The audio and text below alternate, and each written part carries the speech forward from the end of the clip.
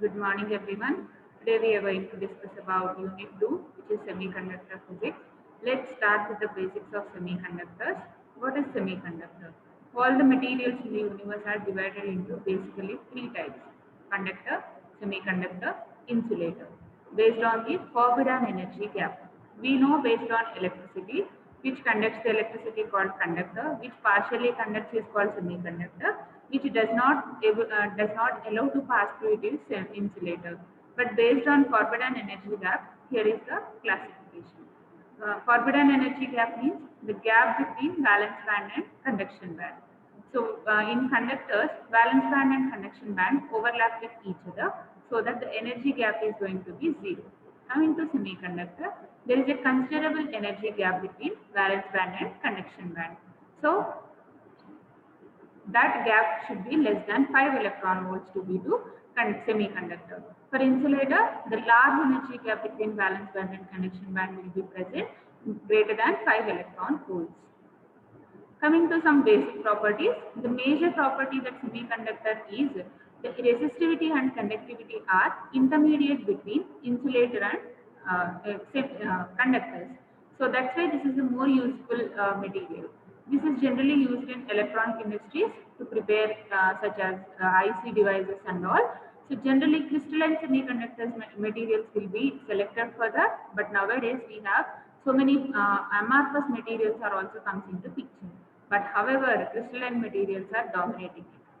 Coming to the properties, as we discussed, the conductivity ranges from 10 power minus 4 to 10 power plus 4. The interesting fact about this semiconductor is that they are bipolar and current transported by two charges. That means positive, negative, holes and electrons. These intermediate properties are determined by crystal structure and bonding characteristics and also electronic energy bands. Examples for elemental semiconductor examples are silicon and germanium. As it is a fourth group element, it is participating in sp3 hybridization, leading to the diamond cubic structure. Generally, semiconductors are divided into two types, intrinsic and extrinsic semiconductors. Intrinsic means pure semiconductors. Here we can see a semiconductor which does not have any impurities and acting as an insulator at 0 Kelvin and behaves as conductor at higher temperature, known as intrinsic semiconductor or pure semiconductor. General examples are fourth group elements such as germanium and silicon. Here is the bonding characteristics of semiconductor. Silicon is a fourth group element. It participates in covalent bonding. So all the electrons will be shared to fulfill the octet configuration.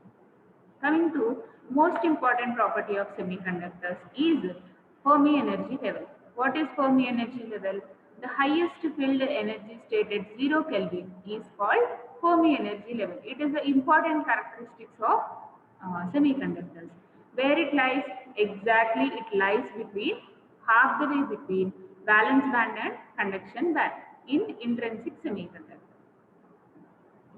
Coming to extrinsic semiconductors are those materials where impurities are added to the intrinsic semiconductor or pure semiconductor. Generally, we select third group element and fifth group element as our impurities. If you add fifth group element impurity to the semiconductor, then it is called as n-type semiconductor. Third group element to the pure semiconductor, it is called as p-type semiconductor. Let's see one by one. Coming to n-type semiconductor, any pentavalent element such as phosphorus, arsenic, antimony added to the intrinsic semiconductors, out of those 5 valency electrons, 4 will be participated in the covalent bonding and one excess electron will be there, which is called as free electron, which helps us in the conduction procedure. This electron is also called as donor electron because it is readily available for donation. And all these donor electrons will form a separate energy level just nearby bottom of the conduction band. So whenever you started applying any, giving any form of energy, then instead of moving electron from valence band to conduction band, it is easy to move donor electron to conduction band. So the generally conduction happens between donor energy level to conduction band. So the Fermi level lies exactly half the way between donor energy level to bottom of the conduction band in n-type semiconductor. Coming to p-type semiconductor, trivalent elements such as aluminum, gallium, indium are added to the intrinsic semiconductor, then it is called as p-type semiconductor. Here we have an empty space available. There we had one extra electron. Here we had one empty space available for acceptance. So that's why this hole or empty space is called as acceptor. Acceptor. So this is called acceptor. All these acceptors or holes forms an separate energy level and exactly lies between top of the valence band. So whenever you started applying any small energy or temperature, electron from valence band moves to the acceptor energy level. So the Fermi level lies exactly half the way between acceptor energy level and top of the valence band. These are the few differences between p-type and n-type semiconductor. As it is p-type semiconductor is called as acceptor. In p-type we have holes as majority charge carriers, electrons are minority charge carriers. In n-type semiconductor is called as donor. We have electrons as majority charge carriers, holes as minority charge carriers. So these are few parameters which distinguish intrinsic to extrinsic semiconductor, just for information.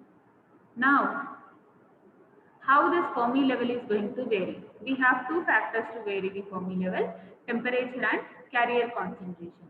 If you keep on increasing temperature, first point, how Fermi level varies with temperature.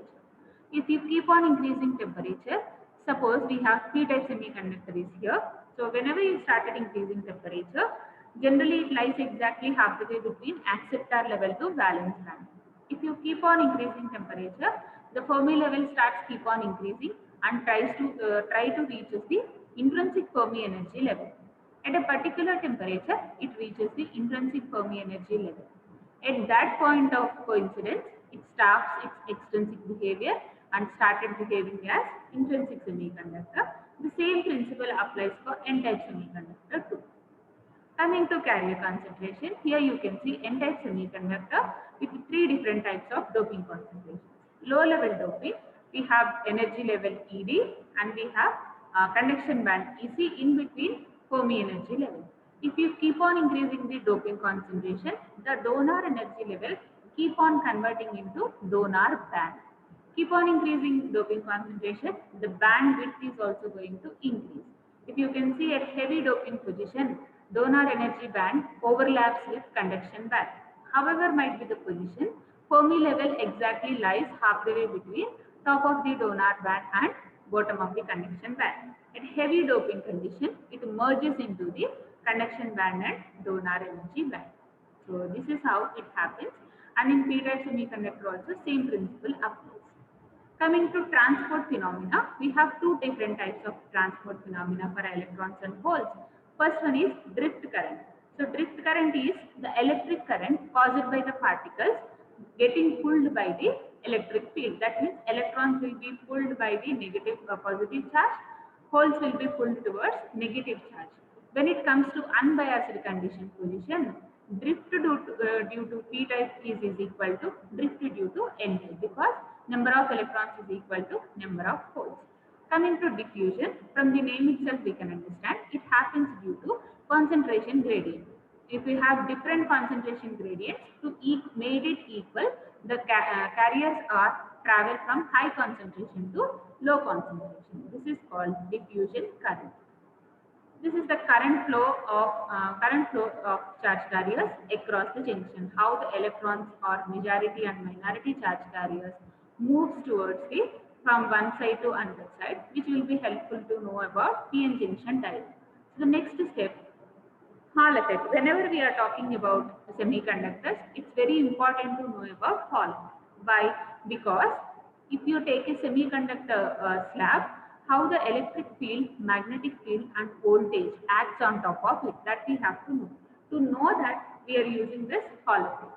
So in Hall effect, it is stating that when we keep a current carrying conductor in a perpendicular magnetic field, the voltage, Hall voltage will be generated across the conductor perpendicular to both current and magnetic field. Why we selected only semiconductor slab? Because we have ideal number of charge carriers and charge carriers increase with the temperature. That's why we selected semiconductor for Hall effect. What are the uses that we get from Hall effect? We can know the type of the semiconductor by sign of the charge carrier. We know the carrier density, carrier mobility, and energy gap of the semiconductor. Let's see this detailedly. When electrons, generally we take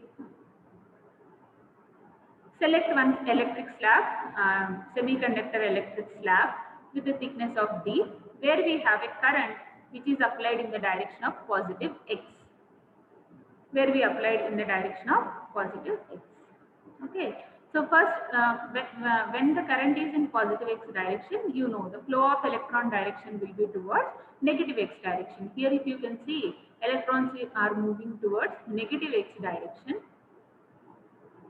When the magnetic field is turned on in the perpendicular direction to the current that we have applied, that means in X direction we applied current, in Z direction I am applying my magnetic field. By applying this perpendicular magnetic field, all the electrons which are moving towards negative X direction will be pulled towards the bottom face due to the electric magnetic force that we have applied.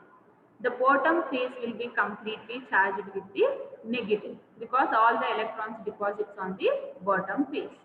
So when the bottom face is charged with negative charge, the opposite face, that means top surface is induced with the positive charge. Due to this low potential and high potential difference, there will be a voltage developed across these two faces, which is called Hall voltage. Finally, this will be our scenario in Hall effect. Due to high voltage and low voltage difference, we observe a Hall voltage across the material. So this is called the Hall effect finally. These are some calculations which explains us how to find out carrier concentration, sign of the semiconductor, and mobility of the semiconductor and all. These are some Hall voltage, Hall coefficient, current density, charge carrier density formulas. Coming to application part, once we are done with material specifications, next we have to go to application part. For that we need to prepare PN junction diode. For that we have to take p-type semiconductor and n-type semiconductor which are joined together to form a PN junction diode. Due to diffusion from n-type to electrons from n-type to moves towards p-type and holes from p-type to moves towards n-type. Due to that diffusion, at a particular position, here you can see, at a particular position, it structs, all the electrons and holes structs because lack of energy to cross the barrier. So that struck region is called depletion region, where we have static field, static electrostatic field. So that is called depletion region. So once you start, this is at equilibrium condition. Once you started applying biasing, we have two types of biasing conditions, forward bias and reverse bias. When p-type of the semiconductor is connected to positive of the voltage source, n-type is connected to negative of the voltage source, then it is called as forward bias condition. When p-type is connected to negative of the voltage source, n-type is connected to positive of the voltage source, then it is called reverse bias condition. Let's see what happens to depletion region width when it is in forward bias. When it is under forward bias, all the holes which are struck at the depletion region part will be attracted towards positive side, that means P side. All the electrons which are struck at the depletion region will be attracted towards N type. So due to this, the depletion region width is going to decrease. And coming to reverse bias condition, due to opposite holes, the holes which are struck at the N-type semiconductor will be attracted towards the N-type, electrons towards the P-type, so that which increases the depletion region width. So this will be more specifically indicated by this energy band diagram. So you have P-type semiconductor here, N-type semiconductor. When it forms a diode, then the energy band diagram along with the depletion region will be this. The slope is indicating the depletion region width. Coming to reverse bias and forward bias condition, here you can see at equilibrium, this is the energy level diagram. When it comes to forward bias, observe the decrease in the depletion region width. When it comes to reverse bias, observe the increase in the depletion region width. This slope increase indicates the depletion region width increase and decrease. This is the schematic of forward and reverse bias PN junction energy level diagrams. Coming to VI characteristics of PN junction diode, we have x-axis we have voltage, y-axis we have current. Current versus voltage, if you plot a graph, as you varying voltage, at a small change in the voltage, there will be a large forward bias current will be generated. Because depletion region width will decrease, electrons and holes will move very fastly from one side to another side, which leads to increase in the forward bias current. Coming to reverse bias current, when you started increasing your reverse bias current, reverse bias voltage, because the depletion region width is very large, the applied small voltage will not be sufficient to increase the reverse current. If you keep on increasing the voltage in the reverse bias condition, at a particular high voltage condition, the bonds between the semiconductor breaks down. Due to that, electrons and holes, charge carriers will be generated. Due to that, sudden rise in the reverse current happens. So this voltage where the bond breakage happens is called breakdown voltage.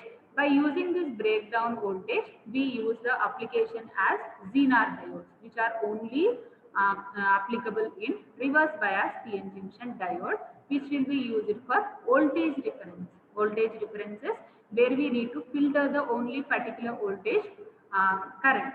So this breakdown voltage or this voltage difference can be tuned by tuning the impurity concentration. This limit can be changed. These are the VI characteristics of Zener diode. This should be only operated in reverse bias condition. If you operate this in forward bias condition, it acts as normal PN junction diode. Coming to bipolar junction transistor, the major application of PN junction diode, when two diodes are, this is the basic, before going to discuss about the bipolar junction transistor, this is the basic one. When we have a flow of current in one direction, opposite direction we have flow of electrons, and in the same direction of current we have hole movement. So remember this, that what is BJT?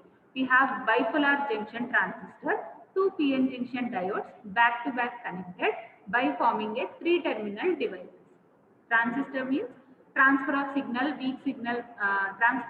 weak signal from low resistance area to high resistance area.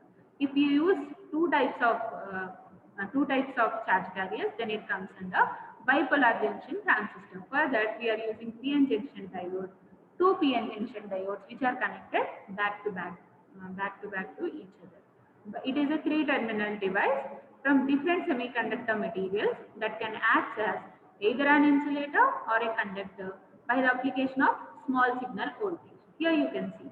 As I told you, it's a three-terminal device. We have three terminals here: emitter, base, collector. Depending upon the application, we can choose emitter and collector as same material, base as different material. That means it can be NPN transistor or PNP transistor. The basic transistor principle is that the voltage between two terminals controlled by the third terminal. Current in the transistor is due to the flow of both electrons and holes. That's why we are calling it as bipolar. Emitter. What are the specifications of this emitter, collector and base? Coming to emitter, it supplies the large section of majority charge carrier, which is called emitter. It is a heavily doped material with moderate in size. Slab size should be moderate. Collector, the section which collects the major portion of majority charge carrier supplied by the collector. Collector base junction is always in reverse bias. This should be moderately doped and the area should be very large because it collects all the output which is coming from emitter and base. Base is the middle section of the transistor, which is called as base. It contains two circuits. It forms a junction between emitter as well as collector. So it contains two circuits. So the emitter base circuit is forward biased. Base collector junction is reverse biased. It offers a high resistance to the circuit. So base region should be lightly doped and very small in the area. You will see how it works. This is the symbol of PNP and NPN transistors. So this arrow mark shows us, here you can observe some arrow mark is there. So this arrow mark shows us the flow of current, direction of flow of current. Coming to working principle, here you can see base emitter junction is connected in forward bias, base collector junction is connected in reverse bias. What happens when you apply like this? Here you can observe, this is the basic circuit. We are observing,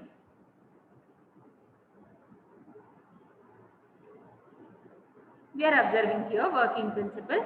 Whenever we have emitter base junction, the electrons, because it is connected in a forward bias condition, electrons from n-type semiconductor, because it's an NPN transistor, electrons from n-type semiconductor moves towards the p-type semiconductor.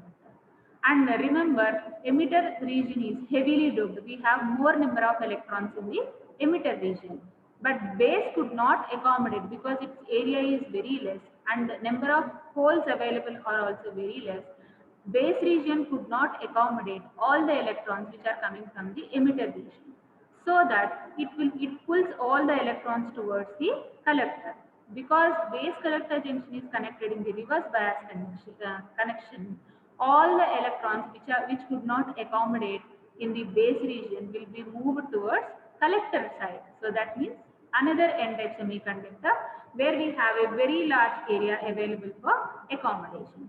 Due to this, we have a flow of electron from emitter to collector through the base region. You can see here the current which is produced in the emitter region is called IE, which is generated in the base region is called IB. Current which is generated through collector is called IC. Generally, IE is equal to IB plus IC. So this is how the working principle of BJT happens. These are some common circuit connections for BJT, which is a common base circuit, common emitter circuit with alpha beta factors, and this is a common collector circuit. Applications of BJT are bipolar junction transistor is used in logic circuits and an oscillator, amplifier, multi-vibrator, for clipping circuit, for detectors and the demodulator and modulators, and timers in time delay circuits also it is going to utilize. Okay, so this is how the advantages of BJT are.